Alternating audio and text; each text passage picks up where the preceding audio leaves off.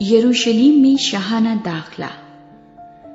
جب وہ یروشلم کے نزدیک زیتون کے پہاڑ پر بیت فگے اور بیت انیا کے پاس آئے تو اس نے اپنے شاگردوں میں سے 2 کو بھیجا اور ان سے کہا کہ اپنے سامنے کے گاؤں میں جاؤ اور اس میں داخل ہوتے ہی ایک گدھی کا بچہ بندھا ہوا تمہیں ملے گا جس پر کوئی آدمی اب تک سوار نہیں ہوا، اسے کھول لاؤ، اور اگر کوئی تم سے کہے کہ تم یہ کیوں کرتے ہو تو کہنا کہ خداوند کو اس کی ضرورت ہے، وہ فی الفور اسے یہاں بھیج دے گا۔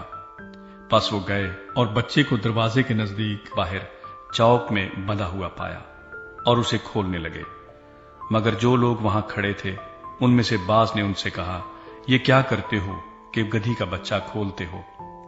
انہوں نے جیسا یسوع نے کہا تھا ویسا ہی ان سے کہہ دیا اور انہوں نے ان کو جانے دیا۔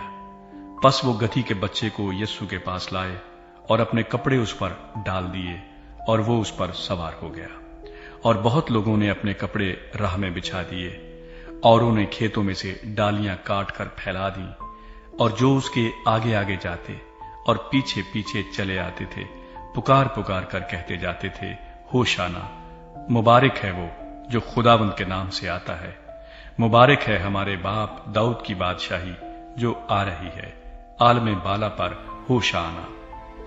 اور وہ یروشلم میں داخل ہو کر ہیکل میں آیا اور چاروں طرف سب چیزیں ملاحظہ کر کے ان 12 کے ساتھ بیت انیا کو گیا کیونکہ شام ہو گئی تھی۔ انجیر کے درخت پر لعنت۔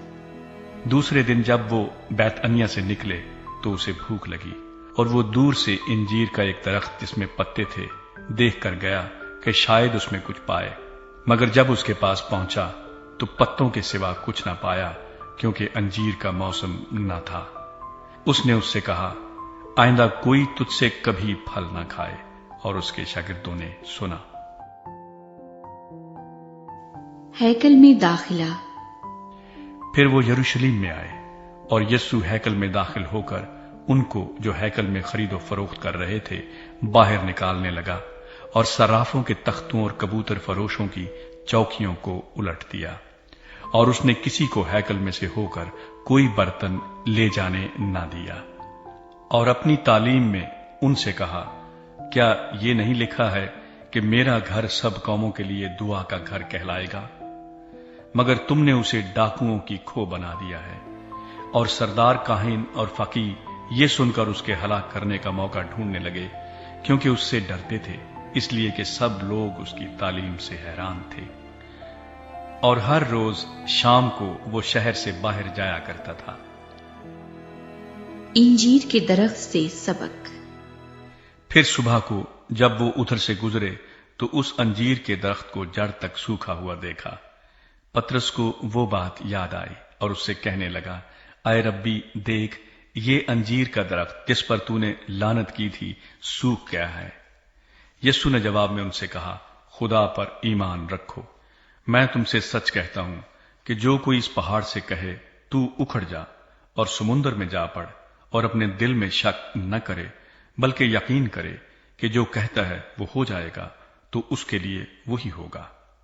اس لیے میں تم سے کہتا ہوں کہ جو کچھ تم دعا میں مانگتے ہو یقین کرو کہ تم کو مل گیا، اور وہ تم کو مل جائے گا۔ اور جب کبھی تم کھڑے ہوئے دعا کرتے ہو، اگر تمہیں کسی سے کچھ شکایت ہو تو اسے معاف کرو، تاکہ تمہارا باپ بھی جو آسمان پر ہے تمہارے گناہ معاف کرے۔ یسوع مسیح کے اختیار کے بارے سوال۔ اور اگر تم معاف نہ کرو گے تو تمہارا باپ جو آسمان پر ہے تمہارے گناہ بھی معاف نہ کرے گا۔